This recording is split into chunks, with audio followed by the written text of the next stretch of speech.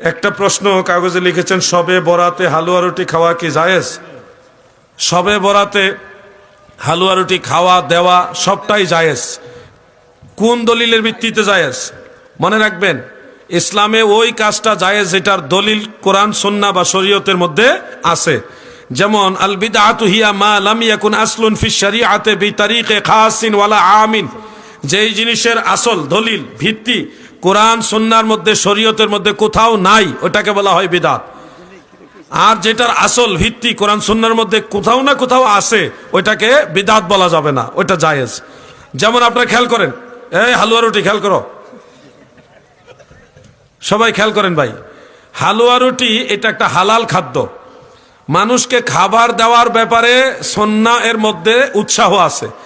আইয়ুল ইসলামি খাইরুন ক্বালা তুতঈমুত তাআম, বুখারী মুসলিমের হাদিস।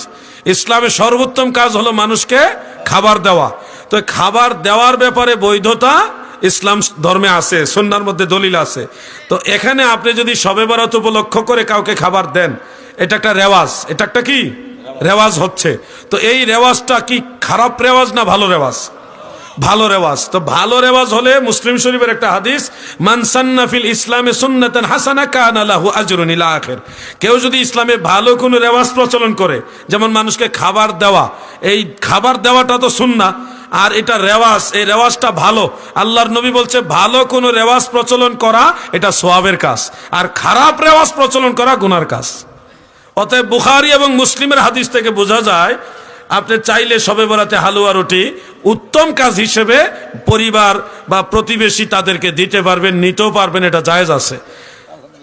ইমাম সাহেবের 3 বেলা খাবার এই রেওয়াজ যেই দলিলে জায়েজ, শবে বরাতের হালুয়া রুটির রেওয়াজ ওই দলিলেই জায়েজ। বুঝছেন না মনে হয় আপনারা? আপনার ইমাম সাহেবরা খাওন দেন না, দেন না? তো ওইটা যেই দলিলে জায়েজ এটাও এই দলিলেই জায়েজ। নবীজি সাহাবায়ে কেরাম মুসল্লির বাড়ি 3 বেলা খেয়ে ইমামতি করছে, এটার কোনো সুস্পষ্ট দলিল নাই। তো এটা এই দলিলেই জায়েজ হয়েছে। যেই 2টা হাদিস আমি আপনাদের শুনাইছি, এই 2 হাদিসে ইমাম সাহেবের খাওন দেওয়া জায়েজ হয়েছে। ওই 2 হাদিসে আপনার হালুয়া রুটি জায়েজ হয়েছে। তো এইটা জায়েজ হলে সেইটাও জায়েজ, এইটা না জায়েজ হলে সেইটাও না জায়েজ। আপনি কইবেন যে দলিল দেন নাইলে আপনার খাওন বন্ধ। বুঝছেন নি বিষয়টা?